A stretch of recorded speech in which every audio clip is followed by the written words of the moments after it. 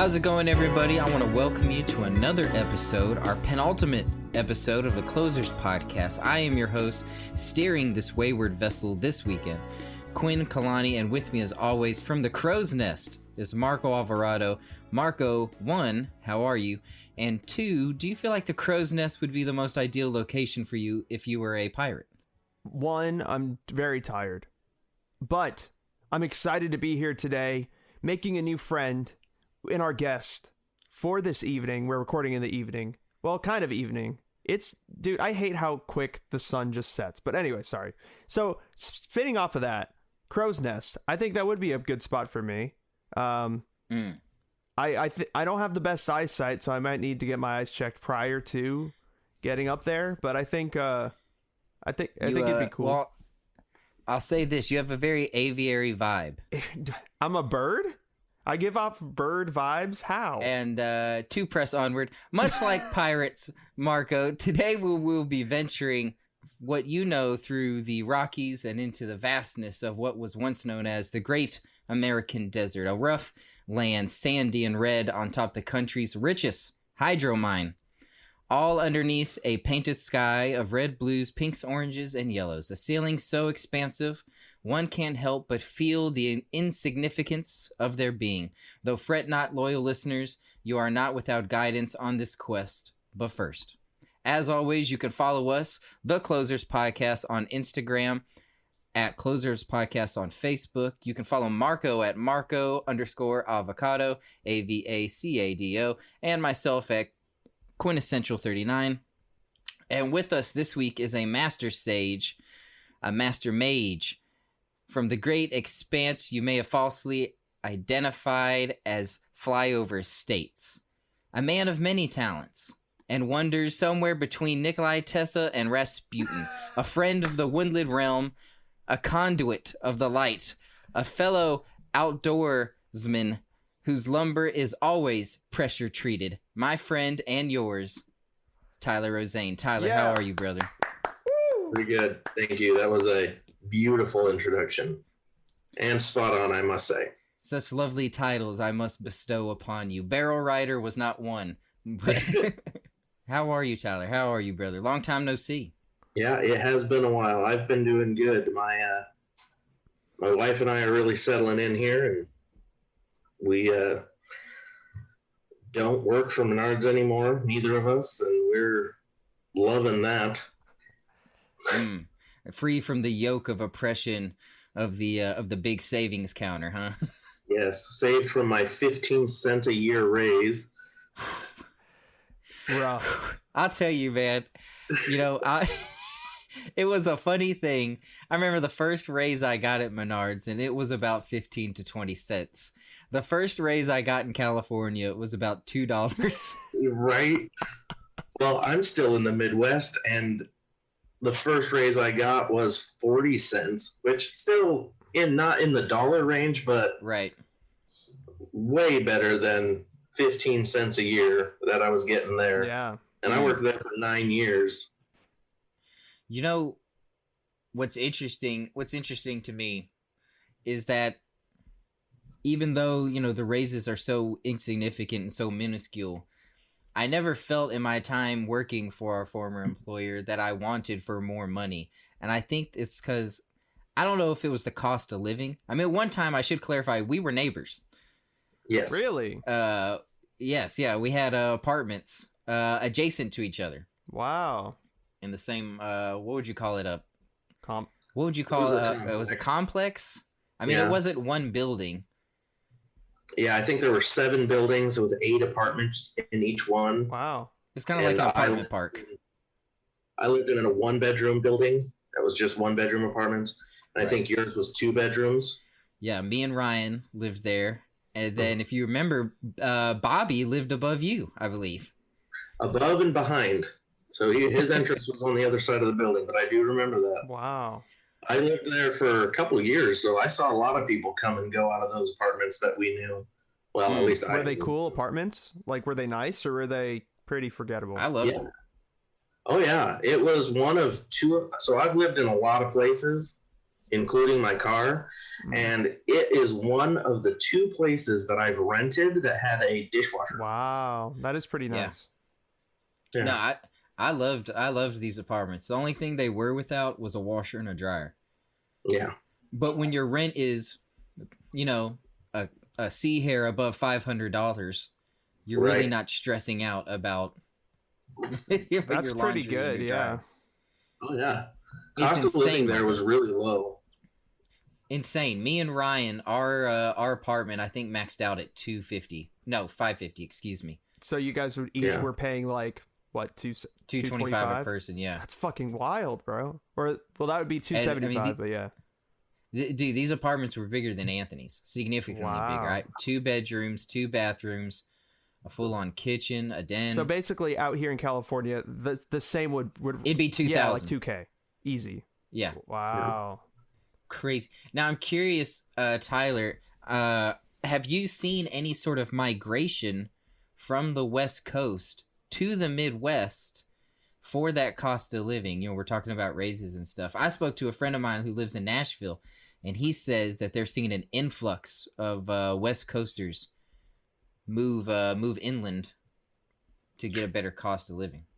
I can believe that very much, because with my nephew living in LA, I kind of get to hear about the cost of living and everything that he's having to deal with. Because I think he lives in a 3-bedroom apartment with 4 other people. Yeah, that sounds about right. And so, they're surviving. He's got a good job, and his girlfriend has a good job, so they're making it all work. But my job that I have now, I work for an ag company that sells fertilizer application equipment. We have maybe 30 employees, and we don't hire new people. So I don't get to see any of these new people coming in to be hired and everything like I would at Menards. Because I saw at Menards in North Platte, tons of people coming from hella turnover. Even coming from the East Coast because the cost of living was so low, which they picked the wrong town to move to for cost of living, because North Platte, even though it's lower than those coastal cities, was just god-awful. Because I think our 1-bedroom apartment in that complex we lived in ended up being like $625 by the time we moved out. Wow. Yeah. And right now I own my own home. It's 3 bedrooms. One of them's a living room because it's a duplex. Oh, yeah. But it's a 3-bedroom house, kitchen, full basement, all that stuff, 2,000 some square feet. I pay $600 a month on my mortgage, and that's insurance and taxes too. Wow, that's not bad. So, yeah, North Platte was horrible because I wouldn't have been able to get that there, but where I'm at now is a lot more agreeable and a lot more of that Midwestern that you see people moving for. But one thing I have seen is businesses from the East Coast and West Coast coming to here, because just south of where I live is Des Moines, one of the biggest Midwestern cities there is. And they just got a Amazon Prime distribution center and a a server bank for Amazon. Yeah, AWS probably. Yeah, so we're getting a ton of industry coming here to the Midwest because it's so cheap. Right. Because it's not on the coast. Yeah, so that's interesting. Corporations are starting to drift that way. That's very interesting. So did you grow up in Nebraska? Is that where you were originally from? Yep, I was born and raised in North Platte. I lived in the same house for 21 years. Wow. Then I finally got kicked out. But no, I loved North Platte, and it was a dying town even while I was growing up. Mm-hmm. Right. Because the railroad kept cutting down on crews. Railroad was the industry in North Platte. And it's either GE or UP, huh? Right. And well, I'm pretty sure they shut down the GE facility at the railroad. So that's just how bad it's getting. Is they're just cutting as much as they can. I worked for the UP for 7 months even. Wow. I remember when you transitioned over there from Menards. Then I got furloughed, and then I never went back, which was probably a good thing because I wouldn't have been able to move out here if I was still working for the UP. North Platte is a desolate place. It's like living in the shell of what was like a great beast. Like those old animated movies where animals are living inside some carcass. That's what North Platte reminds me of.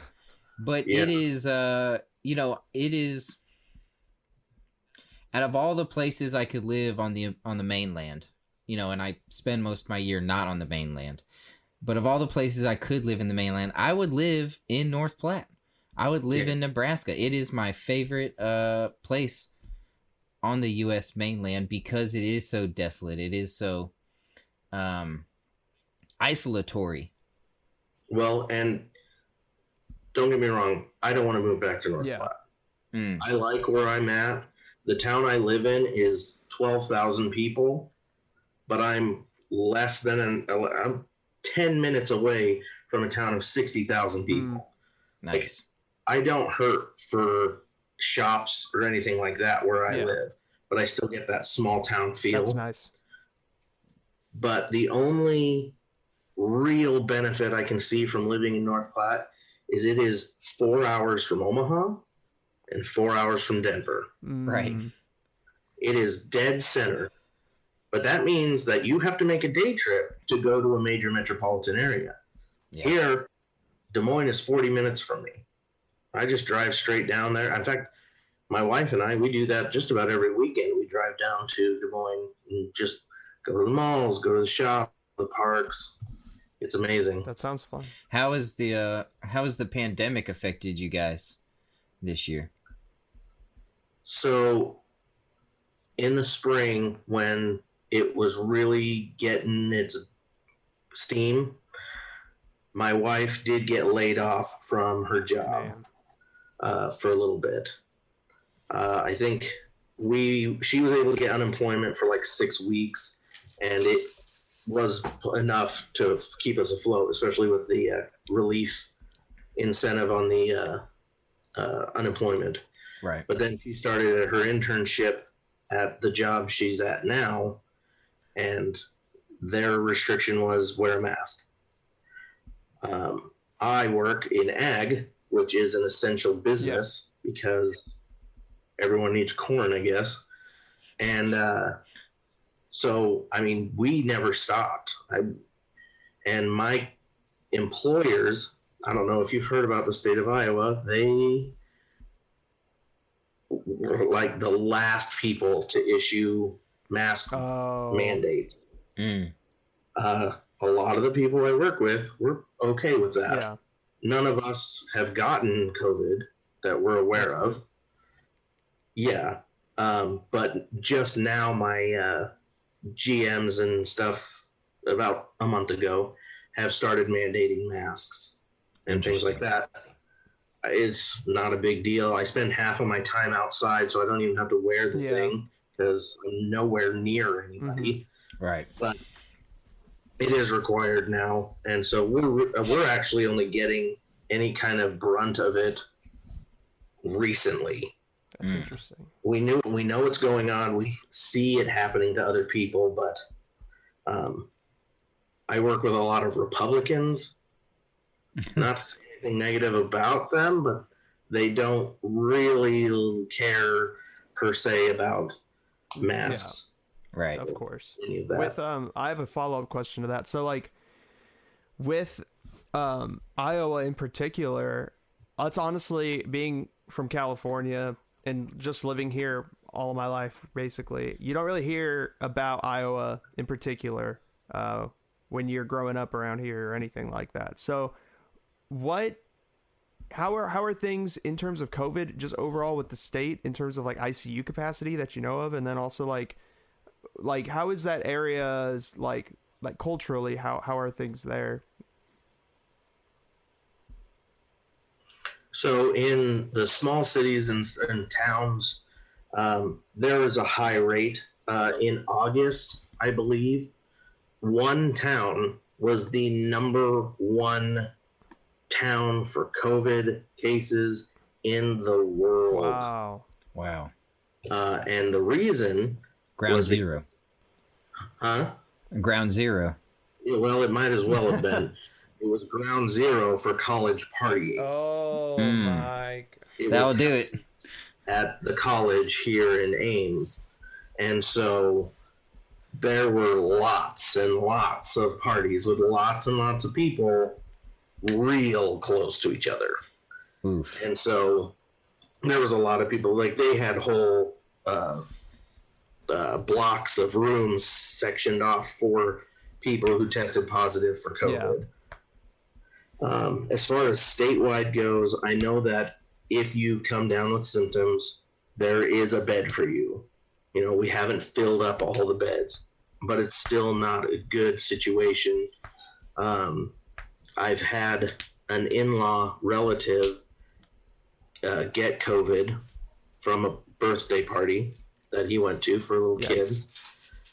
And he got it and then contracted pneumonia. Oof. And was in the hospital for 2 months. Wow. That's crucial. Yeah, that's yeah. It's not great. Yeah, but we're not drowning in patients here. That's good. Dude, I've had pneumonia twice, and it is a legit pain in the ass. I heard some weird statistic or statement, some obscure statement somewhere in my life where they said, you know, if you get pneumonia once, the likelihood of you dying from pneumonia increases tenfold. Well, yeah, because it damages your lungs. I had to deal with something like that a lot growing up. Doctors thought I had pneumonia every year in the fall, but it turned out I was allergic to some trees in my yard, and so it looked like I had fluid on my lungs. So I never had pneumonia. I just had pneumonia-like symptoms. So I'm hoping that doesn't apply to me. But my doctors would always tell me that having pneumonia once increases your likelihood of getting it later on in life when you're older and sicker. Yeah. That's crazy. You could die from it. Yeah, that's really sad. But hopefully he's doing okay. He actually just went home the other day, so he is doing much better. To hear that for sure. Yeah. I'm curious, you know, it is winter here, and I'm always nostalgic and reminiscing on the winters of the Midwest. And as Marco can attest to, whenever it came wintertime here, and you know, people would be like, God Christ, it's cold, and it's like 37, 40 degrees. When I first moved back to California, man, I was like, this shit ain't cold. This is short sleeve weather, man. Y'all don't know. How does winter compare in Iowa to Nebraska? I imagine it's much of the same. It is a lot of the same, but North Platte was closer to Colorado, which is on the outside of the polar vortex that comes down from Canada. And so while it does get really cold and we get a lot of snow in Nebraska, we get a lot colder and a lot more snow in Iowa. Whoa. Wow. Yeah. Summers here, you've got days where it's 100% humidity. And it's just god awful. Walking in a swimming pool. Yeah, right. And so you get that same water in the air during the winter too. Oh, Christ. And so we get snow all the time. Now, we had about 4 inches a week ago, and it's starting to melt off. But we're supposed to get ice rain, and I don't even remember what the other thing was. But we're supposed to get ice rain tomorrow. Wow. And if you've never experienced an ice rain, it's one of those situations where you roll down your car window, but there's still a window there. Wow. You can't see it through it because it's ice. It's pure chaos, Marco. Like legitimate work excused absences when winter hits. Yeah, that's something I'm definitely not used to at all. We've seen, I don't know if you remember, Tyler, that day at Menards when it just started hailing abruptly. Softball-sized chunks of hail smashed through the sliding doors. You remember freaking Mitch and Matt were like running to board them up? Yeah, that sounds chaotic as hell. Dude, it's post-apocalyptic winters, man. I'm talking like 5 degrees outside with a -20 wind chill. Like, it's only post-apocalyptic to you guys on the coast. To us in Nebraska, it's Thursday. Yeah, exactly. Yeah. The closest thing I have is by being in the Arctic Circle when I was out in Europe, and like that, like it was cold, definitely cold, but like, I mean, I didn't see any like golf ball or what'd you say? Like how golf ball sized hail. I didn't see that. I would also be remiss if I didn't acknowledge, of course, for our friend Gabby. Marco went and studied abroad in Sweden. Oh my god. Oh my god. This past year. They give me shit. We're obligated. They give me my lineage. They give me shit. We're obligated to bring it up every. They give me shit about it because whenever something connects to it, I mention it because I relate. But then they're just like, "Oh, did you go to school in Sweden? I didn't know. When did you go?" Like they just act. Yeah, it's an inside thing. Well, Tyler, the pandemic hasn't shut you in, but I am interested to hear what sort of hobbies that you've fostered and cultivated. I know when we were spending time together, you were a big influence on me in pushing me to explore my own literary side, whether it be writing and stuff. So where are you at as far as your writing goes? Well, I have a giant folder over here in my file cabinet. It's like that thick, and it's about 100 2-page starts to stories. Wow. I get an idea and I write it down. I'm like, oh, this would be a great story. I'll put it in the file. That's awesome. And then I never think of it again. That's kind of how it goes, isn't it? Yeah, right. Exactly. Every writer will tell you they've got a file full of ideas that never panned out. I spent about 3 years trying to get a short story published that my English teacher, my last year of college, told me that I should try to get published. And nobody would look at it. I probably sent it to like 100 catalogs or 100 magazines and different publishers, even just online stuff, and nobody wanted it. Wow. And so I pushed it off to the side, and I've tried to rewrite it a couple times. But I actually did get a week home when we thought we had come in contact with somebody who had COVID. And I thought, you know what I'm going to do at this time? I'm going to write something. So I went to my little file folder and pinned through, and I found a story that I had started writing about a world where all of the people are anthropomorphic animals in a D&D setting. Ooh, so like a kind of like a medieval mystical type of setting? Animorphs. Yeah, kind of. Except for they weren't people first. They were just animals. And so... Oh, I got you. Kind of like a Pixar. Yeah. Think of like Zootopia, but more people. Right. Got you. Awesome. But like it has its own world, and I've been working on it. I've got about 30 some pages written in the story before I hit a real roadblock. Wow. And I decided to write a little short story that kind of works with it to maybe break that. And so that's something I've been working on, is just writing my stories into this world in order to enhance what it is and its character itself as a world. So I got a few questions on your creative world building process. One, when you're creating anamorphic characters, is it hard to avoid slipping into caricature? I know that whenever I have to write an anamorphic character, or I'm inspired to write an anamorphic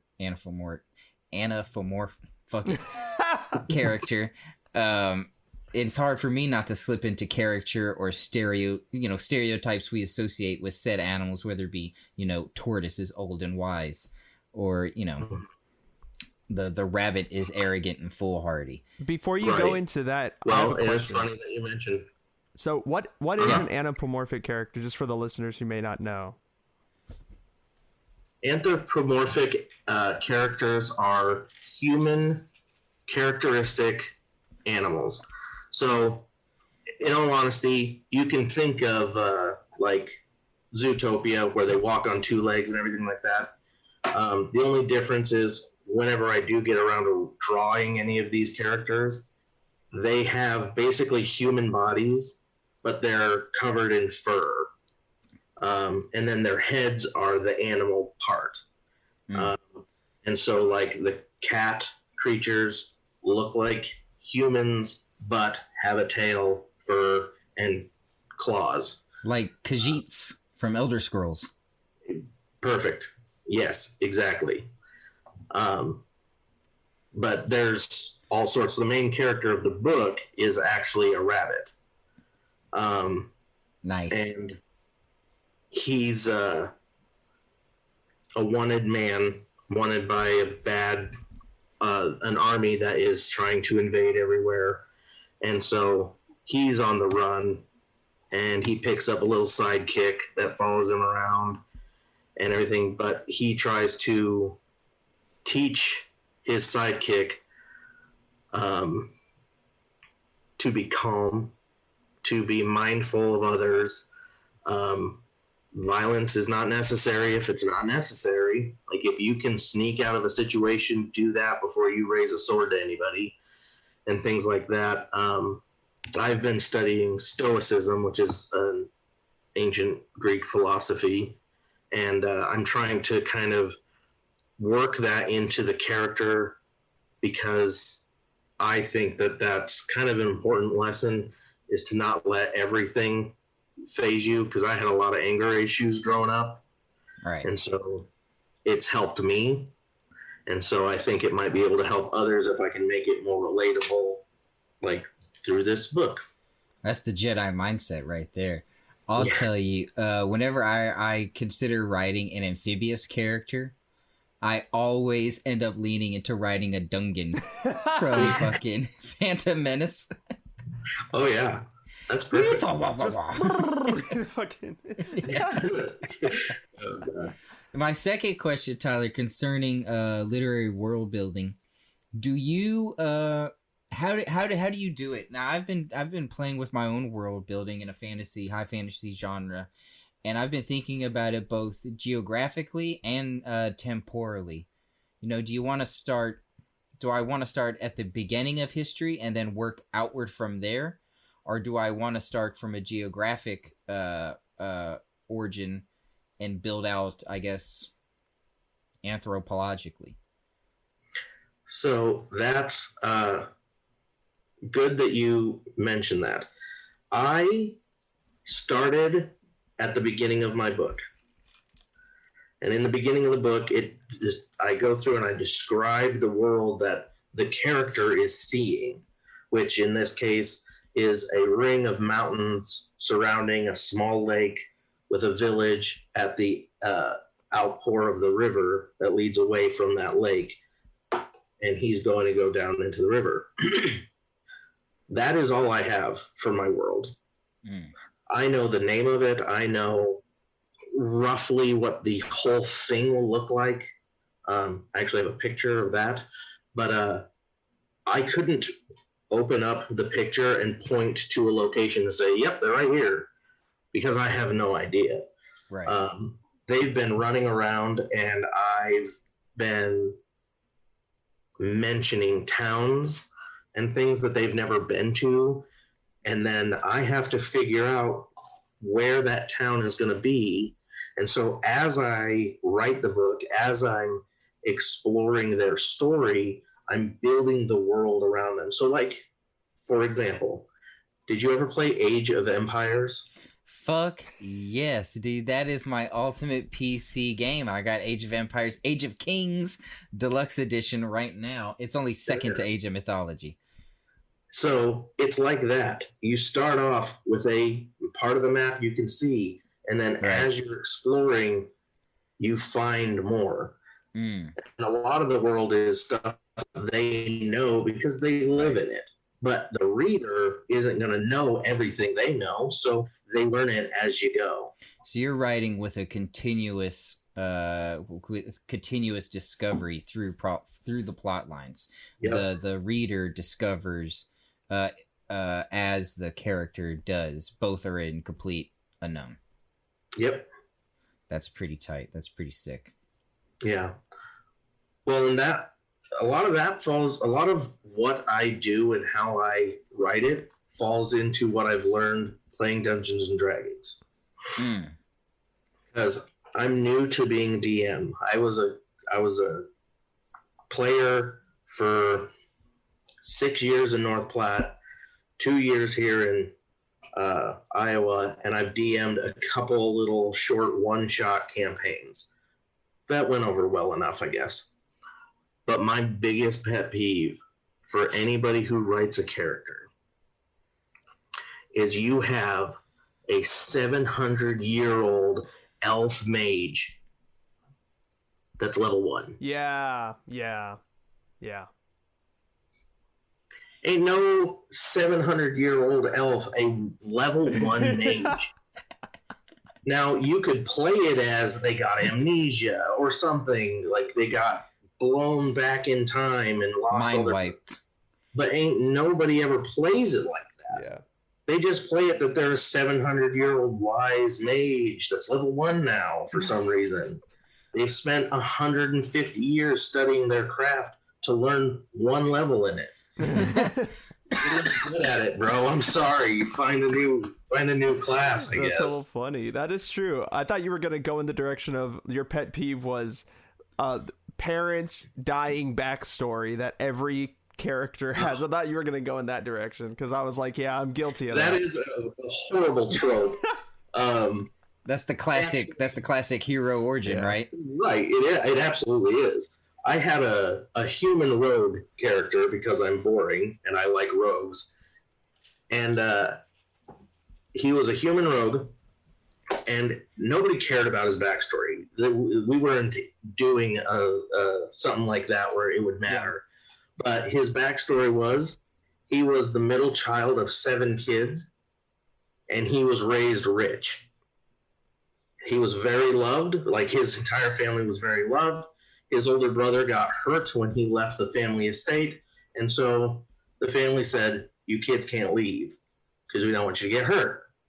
So he snuck out.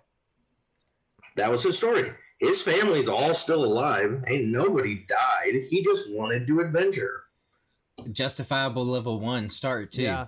Absolutely. Yeah. And he was like 18 years old. So, like, it makes sense. He was just leaving his family. He was just going out on his own. He was a level 1 rogue. And that's a pretty great, like, first, like, backstory for a D&D character, because it leaves a lot open, too, for the DM to maybe throw in, like, some cameos from, like, siblings, and, like, the DM could build up a character, too, and you have to adapt, and it's that play between the DM and the player that builds up the backstory, too. Yeah. Right. And well, I've incorporated all that into my book too, because the sidekick character for the main guy, his one of his siblings died in a mine accident because they were a mining family, and later on we're gonna meet him because he didn't die, he just left because working in the mine sucks, and so that's going to be a whole head explosion thing for him because he lived the last 5 years assuming his brother had died in that mine. I want this character's father to talk just like Daniel Plainview from There Will Be Blood. I am an oil man. Marco, you are also a veteran D&D player. What would you say is your biggest pet peeve about D&D? My biggest pet peeve with D&D, I must say, is like, this is very, very nitpicky and pretty general and broad at the same time. I don't know, but I prefer just personally DMs that allow the game to kind of just flourish and just because you never know what's going to happen in a D&D session. Like the DM, and I've DM'd one shots before, you think things are going to go one way and they go totally off the rails And every time. And if you're a DM and you try to reel that back and put everything back on the track that you had in your mind, in my opinion, you have a little bit ways to go in terms of being a good DM. And so like just allowing for things to happen, and of course maybe steering things back to just hit some key points in a plot. But eventually, like if a character wants to go and find like a guy to buy drugs from, for instance, just allow them to do that. Like whatever, you know, or because a lot of DMs will just be like, you look around and you don't find anybody. It's like, okay, well that's like, there could have been something so interesting happen with that interaction. I don't know. So you're saying dungeon masters need to have a bit of fluidity. They can't be so rigid in their plot lines to limit the scope of what players can and cannot accomplish. Yeah. What would you? And I totally agree with that. Yeah. My DM now, he's a pretty by the books guy. And I say by the books because they're literally our books. Yeah. Right. The last one we did was Curse of Strahd, which is a very popular one in 5e, which is 5th edition for those unaccustomed. For the uninitiated. Right. And now we're doing one that he got off of Kickstarter called Legend of the Dragon Lords. Metal. Yeah, it's very into Greek mythology and stuff, which is great because I wanted to play a Minotaur monk for so long, and this gave me the perfect reason to play one.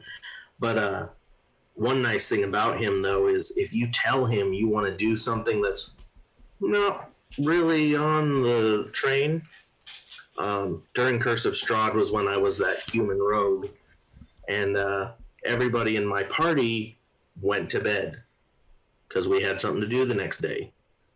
My character didn't want to do that.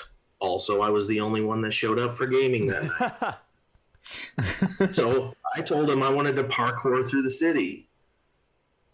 Why not? Yeah. He had me doing a whole bunch of stat checks, dex, and athletics, and all this other stuff. And it was so much fun. Did we get anything accomplished? No. No, we did not. Nothing. Yeah. I just ran around. I did stab a guy once. Ooh. But that was it. Nothing. Where'd you stab him? Huh? Where'd you stab him? Well, I stabbed him in the butt. Oh, he's a cheeky. With your meat sword or with your with a dagger. Got you. I was going for non-lethal here. Because I didn't want to kill the guy. He was robbing someone. I wanted him to not do that, but I wanted him to be arrested without me having to take him over to the cops. So I figured if I stabbed him in the butt, he wouldn't be able to run, and it wouldn't be a problem. Crit. I crit him and just died. we love the. I was the king of the nat ones when I was playing. Oh man! My new character, he can't roll over a 10 to save his life, and it literally has cost him his life 3 times. That's so shitty. It is the worst, and I've got a lot of dice, and none of them will roll over a 10. I can't figure it out. But when I'm DMing, and I'm trying not to kill my wife, because she's the one I DM for. I crit almost every time. Like, what the hell? That's terrible. That is always the worst. They won't roll well for me, but they'll roll well to kill her. Yeah. I'm trying to get her into the game. Yeah, and that's always that always happens when you're trying to get somebody in, and then they just die, and they're like, okay, well, this is dumb. Like, how am I supposed to level up if I just die? And it's like, it's not supposed to be this against you. I'm so sorry. Like, yeah. I've never done this in any other kind of setting, but I let my wife respawn. We're gonna call this your save point. We'll go back to it when you die. That's a good. I think that when starting a group for like beginners, I think or more casual people, I think it's a good idea to relax a little bit on the death rules and stuff, especially in the beginning, because like I made a character who is an what was it? At Aasimar. I forgot the type of character he was, but he was an Aasimar. I think he was I forgot what it was. Maybe a paladin. And he and he was like lawful good, all this stuff. I had so many plans for him. And in the first mission that we're supposed to save this town, we were playing Princes of the Apocalypse and that story. And we were supposed to like investigate this one thing. We got attacked by a bear. A bear. Like just a normal bear. Nothing like special about this bear. And I died one hit, one kill. And that was it. And that was just like, bears are vicious creatures. I was just like, okay, well that was dumb. So I respawned. My DM was cool enough to let me respawn as his brother, who was evil, and that was fun. But there you go. Nice. Yeah, that's nice. So I've got a question for you. What was your favorite character you've ever played? Oh, I have two, but I'll just do one. So my friend, alumni of the show, Gavin, the Gboy, he DM'd a group online for me and his two brothers, two younger brothers, and I played an elf fighter named Locke, and his backstory was that my dude went in on the world building. Like, he made a whole map, made up this entire backstory of all these wars that happened previously that tie into the story. Like, it was crazy. But the backstory was that he was in this fishing village, a fishing town, and he grew up in a fishing town. He was like the son of a fisherman, and his mom was like this like healer of the little village. And like, he had like 3 sisters, so he was the only boy, so he was looked to as like the heir to the fishing tradition. And so he would go out, and one of the times he got captured by some orc pirates, and he was like taken in as a slave and trained basically as like a fighter, like Spartacus? Is that what his name was? Like the gladiator? Yeah, the Roman gladiator. Like that. But he was sold to other like slave owners and stuff. And eventually he was able to fight for his freedom. And so like he fought for his freedom and then got like, what was it called? He actually didn't fight for his freedom. He fought to be included in an orcish gang. So he like got promoted up from a slave fighter into that role. And then eventually he like left, he like ran away and tried to go back to his home ever since. And like, that was part of his arc and stuff. That was my favorite because the DM was so free. Gavin was just super cool and like let me do almost anything I wanted. I would do like WWE moves on like people because he would fight with his hands a lot. So I would do like what's the Shawn Michaels? The people's elbow. Yeah, the sweet chin music. Oh, every day, dude. I would straight sweet chin music people with the kick. Ooh, it was cool. What about you? Well, let me ask you this, Marco. We asked, how does let me reword this. How does D&D inspire you in your creative endeavors, if so? Oh, the improvisation of where you, on the fly, you got to make stuff up. Dialogue wise, you know, you got to act. When you're voices, definitely. So many voices. Man, the voices for D&D, like, overall, I was a pretty animated kid, and this was prior to my D&D days, but like I would do a lot of voices for like my dog and stuff. Doing those voices helped me sing and like being super quick in terms of coming up with dialogue, how to respond to certain situations. That helped me with songwriting, especially when improving, jamming with bands and stuff that. So like that's how it's helped me a lot. To answer your question directly, but I'm curious, Tyler, what's your favorite character that you've created? The same question that you asked me. So it was the first character I ever made. My coworkers, this was way back, like 2006 back.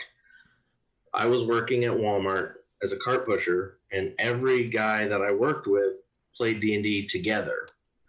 And so they were talking me into it. I came from a very Christian home. D&D was not allowed.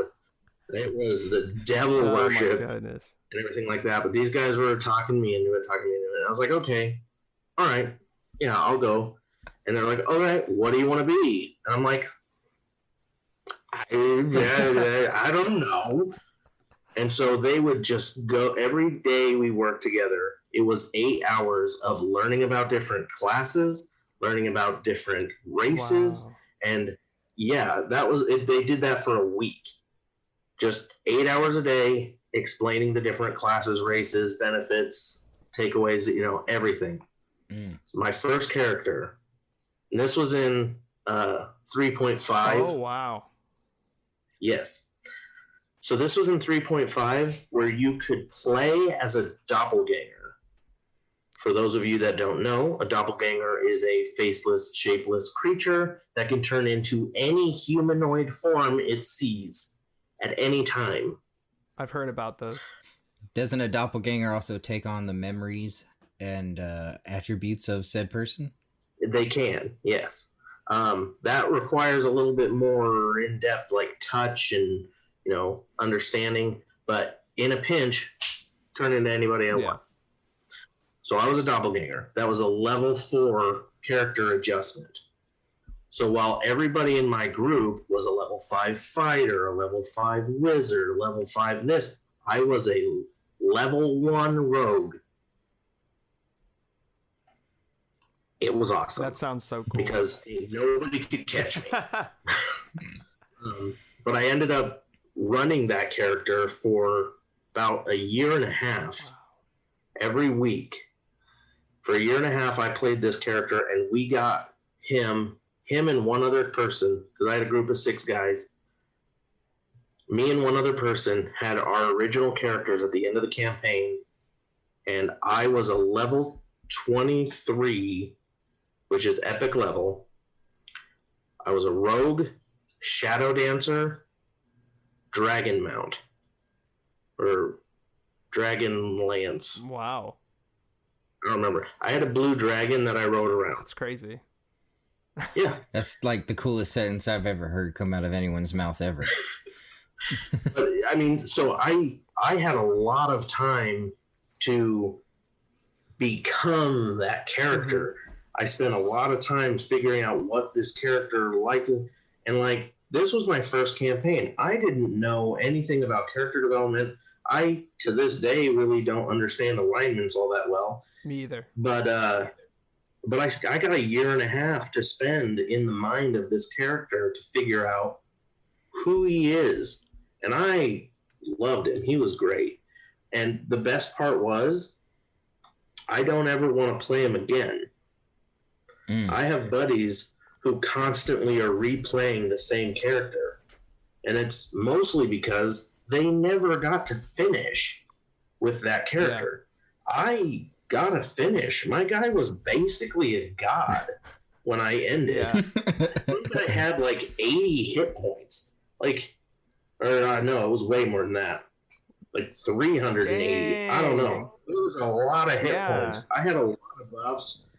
I had a ring on every finger of my hand that gave me some kind of benefit. Like, the dude was stacked. He was done. Wow. By the time he was ended, he had a following of worshipers. He was on his way to deityhood. That's crazy. The only way I would ever want that character back is if I wanted to use him as a NPC. Yeah. That's crazy. So that's pretty rare from like the people that I've been around with, the groups that I've played with, to actually feel like you finished a character. That's very, very rare. So that's a really cool first time experience too. I feel like that's kind of like fate in a way that you were able to finish it. Oh yeah, it was all downhill from there. Quinn, you need to play D&D, man. You need to play. I would love to, man. It feels like maybe I've actually found a fellowship here. Maybe. Well, I've talked to a few people that I know either through my wife or family that have told me if I ever start up a D&D campaign on Zoom, they'll be more than happy to join me, which is hilarious because one of them is my cousin who is a pastor. Oh. She loves D&D. That's cool. You mean a cleric? Yeah, right. That's probably what she would end up being. That's funny. No, I'd be more than happy to lose my D&D virginity to you fellas. Dude, you would love it. Like, I feel like you would be the most into it. I don't know. Would you be able to be decisive in your decisions? Because I feel like you're from the conversations we've had about your creative writing process and things before, Quinn, you're very slow. I do. You're methodical. Yeah. You take your time to think everything out. And in D&D, it's like something happens and you got to just react. And even if you don't even know if that's the right move for your character, but sometimes you're just like, I need to just go. Right. In my own creative process, like with this screenplay that I had just written, this short screenplay called Spilled Ink, my process begins with a free write. And it could have nothing to do with the final draft.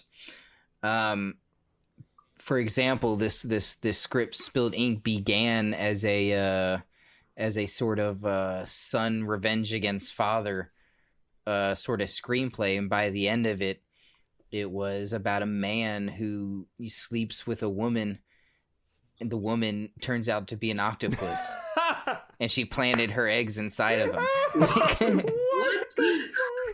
And then the following morning, the man just like erupts with like a dozen baby octopi. That's a twist. Yeah, no, it's a free write. Every draft, my first draft is a complete and utter free write. There are no restrictions. There are no parameters. It's just whatever comes to me in the moment. You know, I'm not discriminatory on what path is chosen. Jazz. Yeah, very much so. It's a lot of scats. It's a lot of skibbity doo bops and bibaps. And then by the time the second draft comes around, I find something in that first draft that I can latch onto. I sit on it maybe for a couple days, a couple hours, and then I figure out how that can snowball into something that is both fantastic and completely unexpected. Like, I have no interest in writing, a son gets revenge against the father story. That's overplayed. I mean, for Christ, that's Joseph Campbell 101.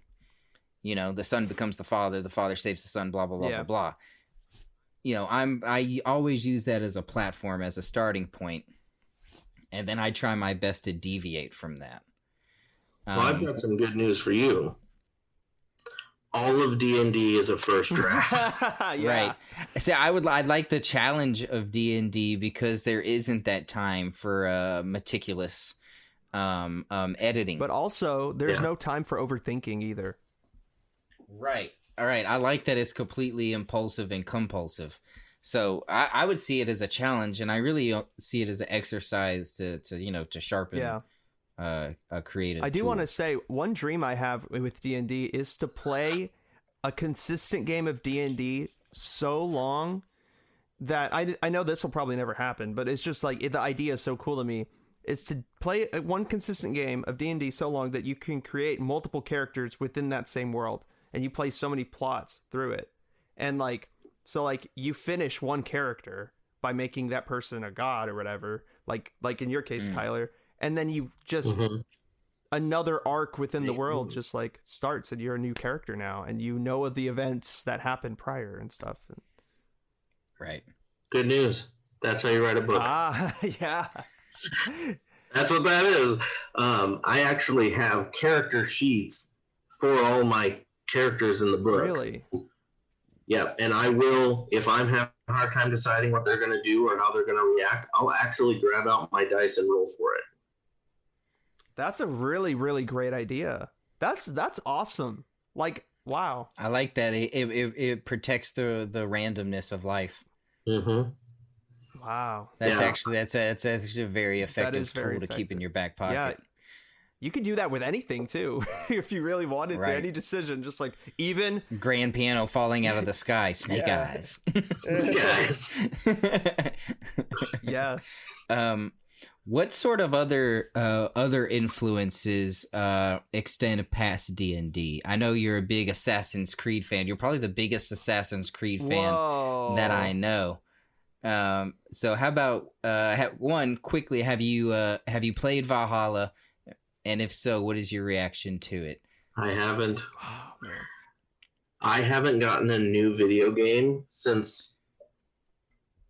Well, I haven't paid for a new video game in 5 years. Whew. I am. Are you still playing Black Flag?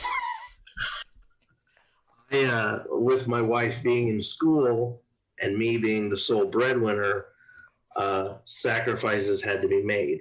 I see. I will tell you that I'm getting very good at Skyrim. Hey. Special edition? Yeah, well, so I got this last Christmas. Nice. My mother-in-law bought me and my brother-in-law a PlayStation 4. And so for my birthday, they bought me the special edition Skyrim. Have you modded it out yet? Huh? Have you modded it all out? Tricked it all out?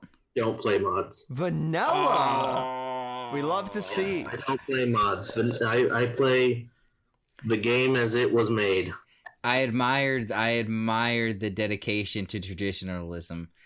And I'll tell you, if you feel that way, don't do mods. Because once you do mods, there is no going back, man. When you get away that fucking pixelated vanilla hair and you start putting long, beautiful locks on people, you don't want to go back to the vanilla hair. Well, so do you remember Tom? Oh, yeah, for hardware. Yeah. Tom from hardware. So he is huge into Fallout. And I can see that. Yeah. I tried to get him into Skyrim, he didn't want it. Which is whatever. The same developer, it's practically the same game. This one has guns. So he played Fallout 4 like 28 times. Oof. He played it through first, no mods. Then he played it through with mods. Then he played it through again with no mods, slappers only. And then he played it through with mods, but only, whatever. And he just kept replaying the game over and over, changing the setup every single time. I don't have that kind of patience. Man. No. I will just do every single side mission. I will say I can't do... I can either do a role-playing game or a first-person shooter or sports. Those are really the only three gaming avenues I can go down. Dude. Yeah. Any action-adventure game that isn't role-playing, I just have no interest in it whatsoever. You need to play... Both of you guys need to play Cyberpunk 2077. And on PS4, it's super buggy. It is bad. It can be really bad, but I'm pushing through it. IGN gave it like a horrible console review. There's a lot of issues, but I kind of try my best to look past them because the storytelling and how literally every little move you make, if you do some missions first before others, affects the outcome of things. It's pretty crazy. So. You're breathtaking. Dude, Keanu Reeves kills it in this game. He's so good, but... Dude, when does Keanu Reeves not kill it, brother? Yeah, that's true. Sorry. So, inspirations past... What was that? What? Yeah. Assassin's Creed. The Assassin's Creed does have its role to play, but probably not the way you would think. For me... For anything that I take from Assassin's Creed is more like the twists, the changes in the plot where you're not quite sure who the bad guy is. Like, why is that? Because for example, the first Assassin's Creed game, every single person you kill is 100% sure they're doing the right thing. Like, they believe wholeheartedly that what they're doing is right and good and the best for everyone. Right. And so when you're going through the story, that's kind of what they're wanting to get. They're kind of wanting you to have that dichotomy, like, oh no, good or bad, who's the bad guy here? Yeah, they were running experiments on all these sick people, but they were also curing them or learning how to in the process. Like, who's the bad guy? You killed the doctor, but the doctor had been experimenting on these people. Right. And so that kind of storyline type thing is something that I take away from that. I do like a lot of movies and things where it's the same thing. Who's the good guy? Who's the bad guy? This person's doing good things, but in a bad way. And stuff like that. In fact, the main antagonist of the book that I'm writing so far is a bad guy, but he's not that bad. He's just on the other side from them. Yeah. They have a run-in, and he's not a great guy, but he could have killed him, but he didn't. Yeah. Like, is he a bad guy? Yeah. You got to remember, bad guys never believe that they're the bad guy. Right. Exactly. They always, the people doing the bad things rarely ever think to do it for the sake of being bad. They do it because they think it's the best for either them. They could be selfish and are just thinking what's best for them, but they could also be thinking this is what's going to be best for everyone. Yeah. The end always justifies the means. That reminds me of one of my favorite movies, The Departed, because it's a like, there's just so much going on between both of the main characters, how they're so different. One's an undercover cop infiltrating a crime syndicate, and there's somebody from the crime syndicate who's training to become a cop to help the crime syndicate. And it's just like, I love that interplay because you don't know who you're really rooting for, because they both do fucked up shit and they both have their issues, and each person thinks that they're the bad guy, but you have to make up the opinion in your own mind and stuff. It's really interesting. Right. It's the viewer's mentality. Yeah.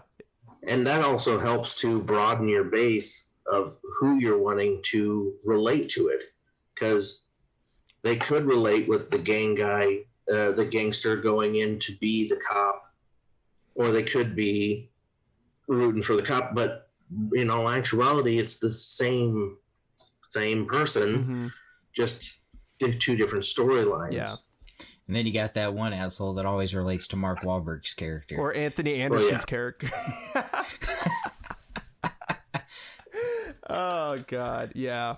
It's crazy. So, other influences. We've talked about D&D, Assassin's Creed. What other stuff do you pull from? So, for me, most of my character development is based on people I know. So nothing in books or movies or anything like that, which I use as helpful tools to help me figure out my writing styles and things like that, and the storylines and how I want them to flow cohesively. Because when I am writing, I try to picture it as, what would you see if you were watching this on a screen? Right. So that when I'm describing the scene and I want you to really see the light, the rays of lights shining through the dark forest and the bugs floating through the light like little motes of dust, I want you to be able to see that in your mind too. So that helps. But I know lots of people from working at Menards, being who I am and my family, we know everybody for some reason. Somehow we know somebody. You talk to me long enough, we'll find someone that we share contact with. You're 6 degrees from everybody. Exactly. And that's just how it is with my family. And we don't mind talking about it. As you can see, I don't mind talking to people I don't know, except for Quinn. Right. I know Quinn. But knowing all these people, I get to see how they respond to different stimuli and scenarios. I've got a gal that I know that everything in written print is an attack. She is being physically attacked by this person who is texting her and asking her if she wants a coffee. Everything. Wow. Emails, text, it doesn't matter. If you text it to her and there's no smiley face on it, you hate her. I don't understand how you can come to that conclusion since it's in print and there's no voice, vocal, intonation, or anything like that. That's weird. But she is certain that she is being attacked. And that's a character. Yeah, that is a character trait for sure. You see that in a movie and you think, wow, that's absolutely crazy. It's real. Yeah. Those people exist. Reality is often stranger than fiction. I'm glad you brought that up. I am leaving feet and inches in my book because I believe that they're just as asinine as a fictional world I create. I think we should all go to the metric system. You think so? There's my unpopular opinion. That's interesting. Yeah. That's a hot take. My European friends that I made in Sweden are clapping right now. Yeah, I bet. Yeah. I mean, being one of 2-3 countries maybe that still use it, the imperial system, seems kind of asinine. Yeah. Right. But whatever. We're special, I guess. So I leave that in my book also because it relates to the people I want to read it because they're probably going to be Americans. Yeah. But yeah, the people that I'm around are really, there's a guy that I work with currently who is the quintessential hunter. This guy is up early in the morning going and checking traps for furs. He is out late at night, sitting in tree stands and hunting for just about every kind of animal that they have a season for. Right. And he knows how to clean them and cook them. And, you know, you could leave him out in the middle of the woods with a bow and arrow and he'd be just fine. That's fascinating. He'd probably prefer it that way. Well, that's a Brothers Grimm archetype, is it not? Right. I mean, that's a character. That is a character. Yeah. There's a guy that I know that you'll be talking to him, just nothing, just having a conversation. He'll fly off the handle. He'll get pissed off at something you said that was kind of minor, but he'll freak out on you. That's pretty funny. It's a character. Yeah, I know a couple of those types of people too. Yeah. Yeah. You're so one. Yeah. You're so right about pulling from real life as real life people and events as foundational archetypes for characters. I totally and completely do it too. It's relatable. Right. It's difficult for me almost not to almost dossier the people around me into those archetypes. Yeah. You know what I'm saying? Yeah. I have a question for both of you guys, actually. Since you both have a history in writing, respectively, in your particular fields and stuff, what would be, for somebody who's hearing this, who might want to get into creative writing, whether it be like more D&D centric fantasy stuff or maybe sci-fi, like regardless of genre, just what's a good way of practicing and flexing those skills, those muscles that are needed? I would say write every day. It doesn't matter if it's a paragraph or a page or a sentence. If you can write something every day with some bit of resonance, then you've done a rep or a set. That's the most important thing. You know, you need to read and you need to write. Is the two most, and you need to consume you need to consume media. Would you consider also like maybe reaching out of the media that you're used to viewing? And yeah, totally.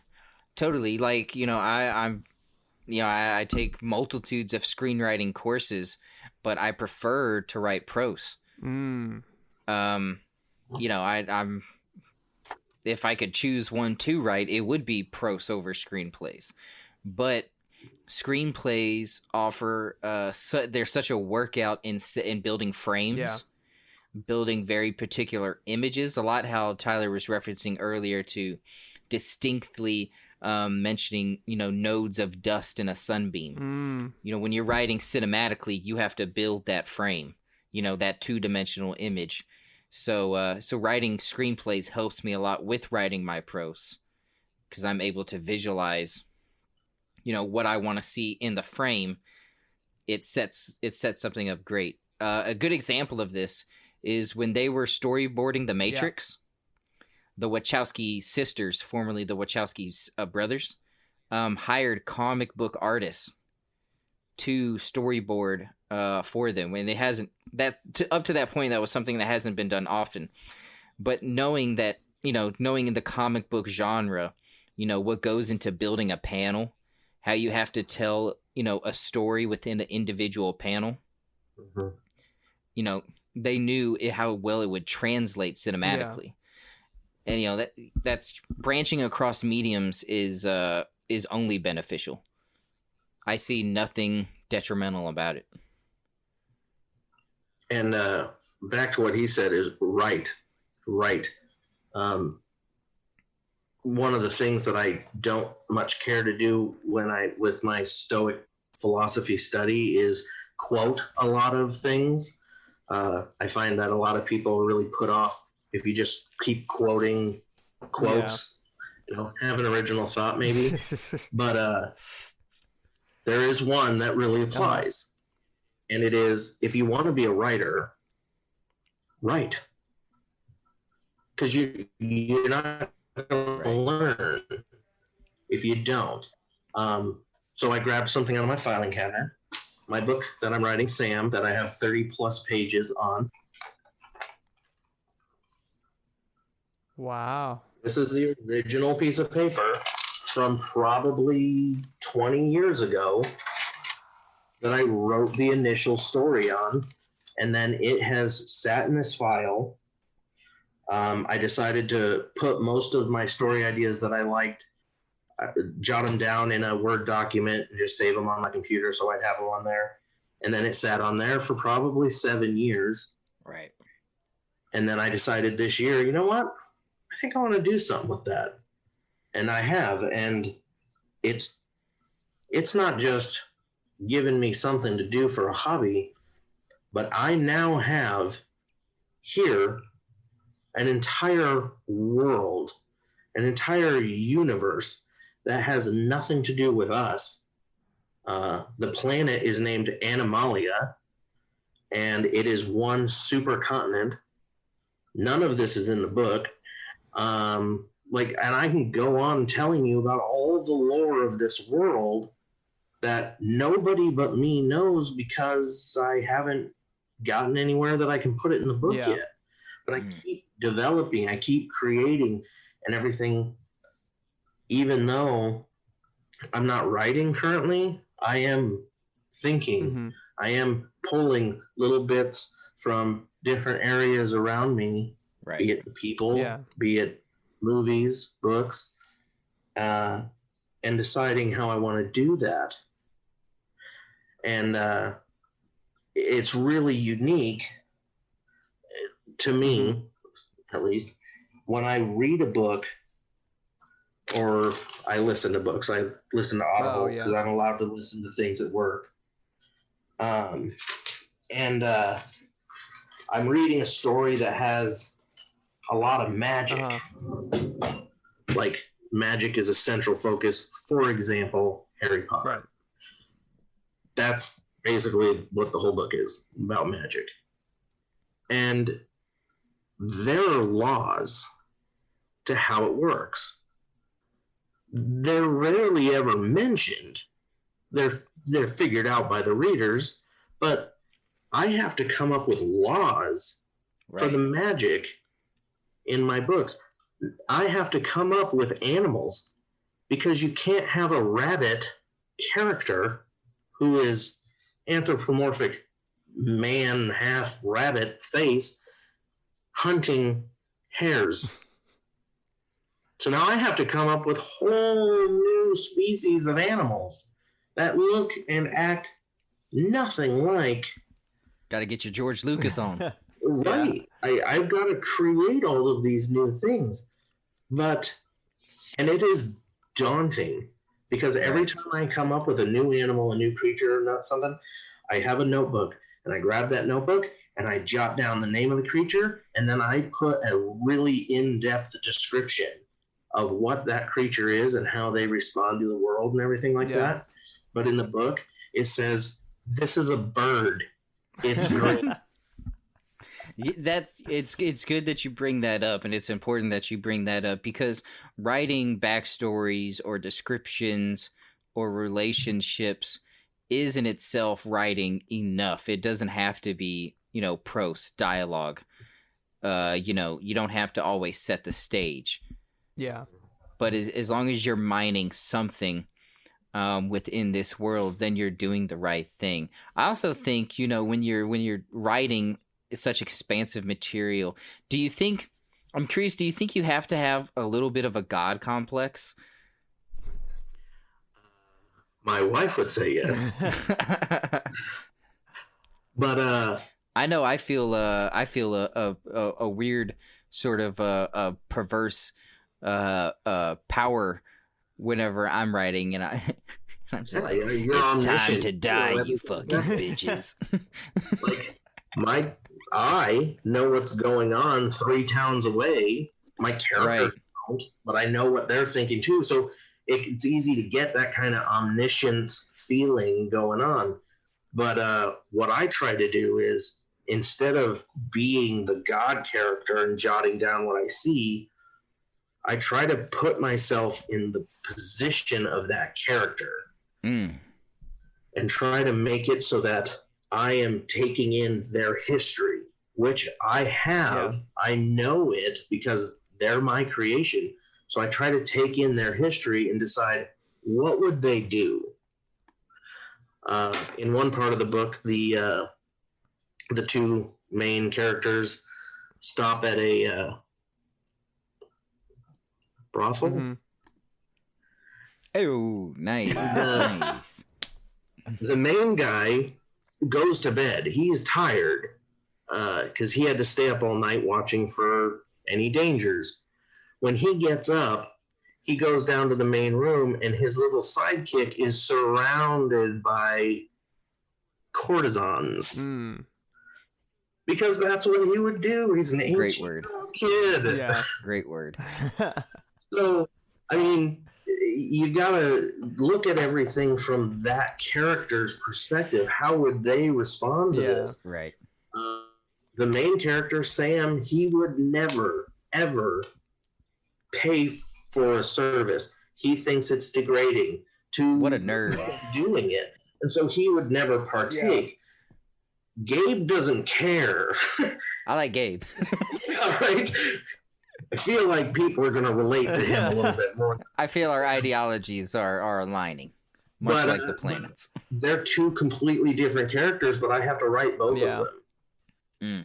It's important to also have that dichotomy, that difference in characters, especially characters that are questing together. Yeah, because they can't be the same person.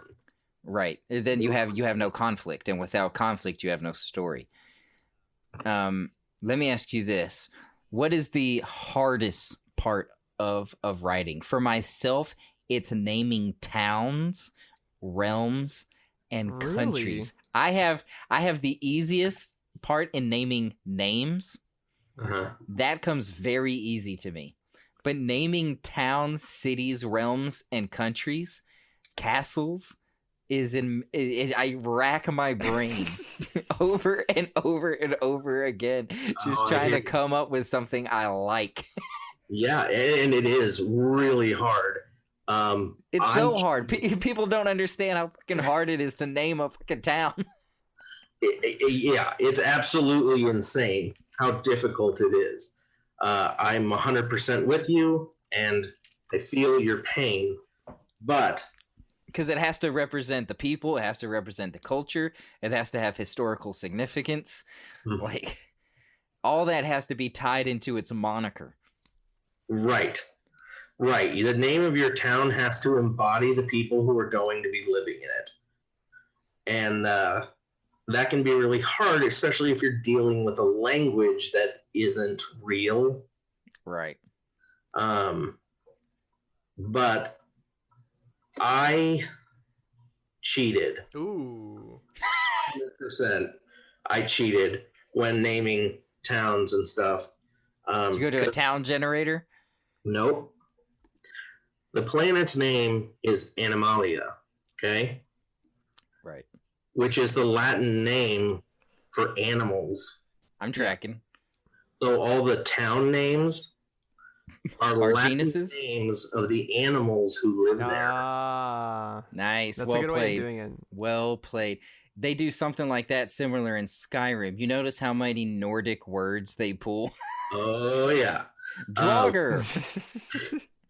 For example, the first city that our character goes to, I don't know, that's probably way too bright. Oh, there it is. Is Apodemus, which is the scientific name for a field mouse. That's a good. No, I like this. This is a good pool, and it's consistent, which is first and foremost. The ferret capital city, because the ferrets are the bad guys, is Mustelidae. Felixus, Felixus, Felixus. Mustelidae, do they have mistletoe growing naturally along the hedges? But Felixus is the cat capital. Because Felix feline is the... Yeah. So I totally cheated. I 100% will admit to that. But all I don't consider that cheating. Latin words, which means they can't be copyrighted. Hey. I don't consider that cheating. I consider it well played. No, that's very well played. But I hear you, because I have another short story that I'm writing that coming up with names. It takes place generations in the future, and coming up with names of businesses and new towns that have sprung up and all this other stuff. It's complicated. That sounds pretty complicated. There's only so many alchemy stories you can name Tina's Tunkets and Tinctures. Unless she's a franchise. That's funny. But naming stuff is difficult. For almost all of my books, the main characters' names, Sam, Marcus, Kyle, like, they're all real basic names. And I could go in later and change them to something a little bit more whatever. But in my opinion, having a character with a simple name is going to make it a simple to remember character. Yeah. You can easy to relate to as well. Who he is instead of trying to remember how to say his name. That makes sense. Luke Skywalker. There's a reason why it's Luke Skywalker. Yeah. Right. I'm listening to a book right now. There's characters named Dalinar or Yasna or... That's like Dune. Yeah. Like Dune. Very tricky names for lead characters. Right. And so, sometimes I'm trying to think of what's going on in the book that I'm listening to, and I'm like, was that Drahe? Was that the guy's name? Was it Daenerys Stormborn of House... What was it? Right. But, I mean, so with simple names, keeping it simple, especially if you're starting out writing, keep it simple. But I have something else for if you're going to start writing anything at all. For me, I have a whole universe to work with. So I hit a writing block, like a bad one. For 2 weeks, I couldn't think of anything to write into this part of the book. And so I decided that I was going to write a short story that takes place in the same universe, but is completely unrelated to our characters. It's a new story. It takes place somewhere else. It's different characters, different mentalities, different problems, and everything like that. And then once that's done, I'm going to try to get it published in a short story anthology with a Facebook group I'm in called Writers, Poets, and Deviants. Ah, nice. Yeah, they're an interesting group of people for sure. Like it. But then later on, if I want to, I can tie that back into the book, and I don't have to describe this character. Right. I mean, I can give you just little snippets and stuff, but leave them a complete mystery unless you want to go buy the anthology that the character's origin story is in online. I mean, it gives, if I do get readers, if I ever finish the damn thing and get it published, it gives the readers something that they can find online that's related, but not necessary to enjoy the book. That's cool. It's like you're side questing the readers. Right. Well, and it's kind of like an Easter egg in real life. That's awesome. I love that. So, I mean, it's a lot of plans for something I'm not done with. But I mean, it's good to have those plans, though. It's really good to have those plans. It's a great idea to have a plan, but it's also important to write, because if all you're doing is planning, you're not getting anywhere. I can relate so much to that. That's the same with music. I record music and stuff, and have performed live and stuff, and like I can relate to almost everything that you guys have been talking about the creative process when it comes to writing, because when it comes to writing songs, like if you're trying to come up with good songs, like the only way to do it is by writing songs, and writing songs that aren't even in your genre, that are shitty songs, like lullabies. If that's what comes to you, write a freaking lullaby. Like just flexing that muscle by just doing anything relating. And also, like you were saying, how you look to certain sources for maybe inspiration, but you don't just like pull straight from it. And that's the same with me and music too, like seeing how certain artists write lyrics and formulate the lyrics, and also use syllables, and how they kind of turn certain syllables into other words, and like all these crazy little nuances to it, and just studying that, researching that, and seeing what you like, what you don't like, trying to come up with your own style. That's so much of what goes into songwriting and lyricism in that way. So like I can totally relate. And it's so crazy, like you were saying earlier, Quinn, how that like mediums, there's a lot of overlap between mediums and you don't even realize it. Like as a creative mind, like I've thought about how like creative writing and like writing books and short stories and novels and things of that nature like overlap with lyrics and stuff like that and music, but it's just not something I think about all the time. So this conversation has been super stimulating in that way, and I just want to thank you, Tyler, for coming on and talking to us about that. It's been really fun. No problem. Thank you. Yeah, it's a passion of mine that I have, and I would love to share it with anybody willing.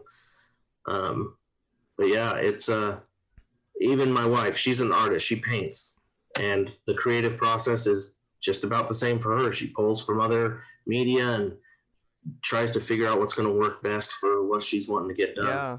Is there any like stuff that you have posted online or maybe self-published online that people can read and check out? I do have a WordPress account where I write a blog, not regularly at all. I am the worst at updating my blog, but it is Ty Rosane, Rosane .wordpress.com. Nice. But yeah, and then I just keep at it. You gotta. Yeah, definitely.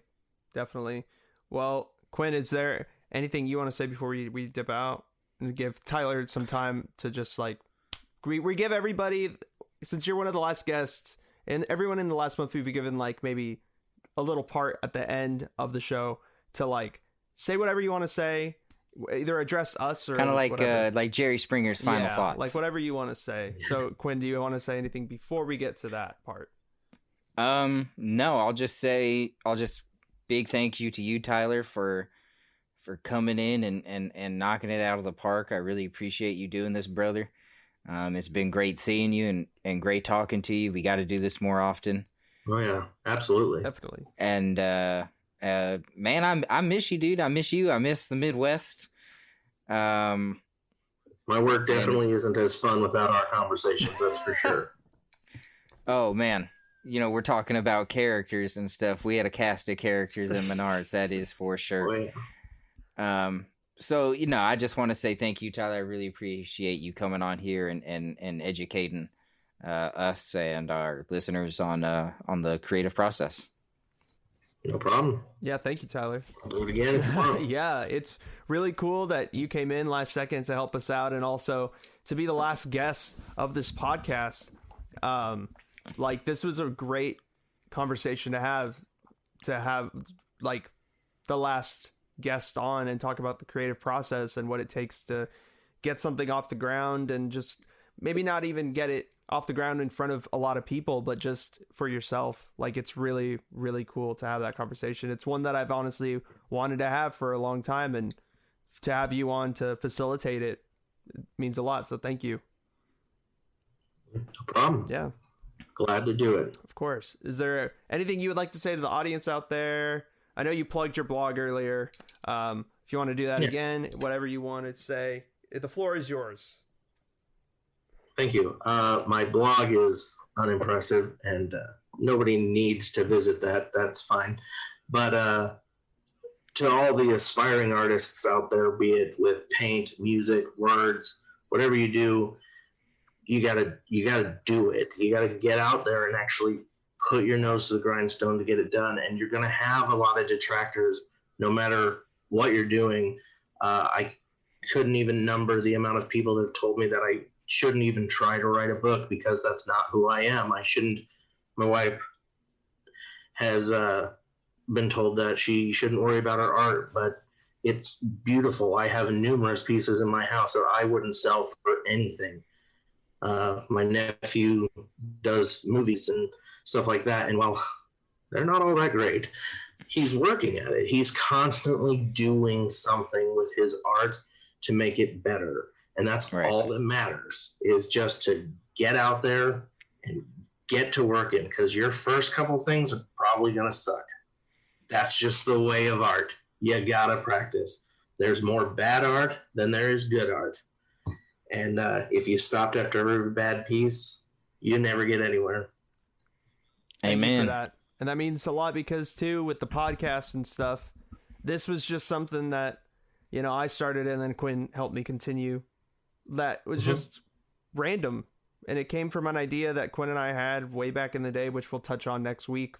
But, like, I don't think this is the end for either of us in terms of long-form medium, anything like that. Like, we're not going to just stop. But this was the first, like, exposure to this type of platform in this type of world, interviewing and all these skills that come to, like, form a podcast. So, yeah, like, just like what you just said, it relates very much to the journey that we have both had on this podcast and growing as people, growing as podcasters, interviewers, and all that stuff. So thank you again. That's awesome. No problem. Keep growing. Thank you.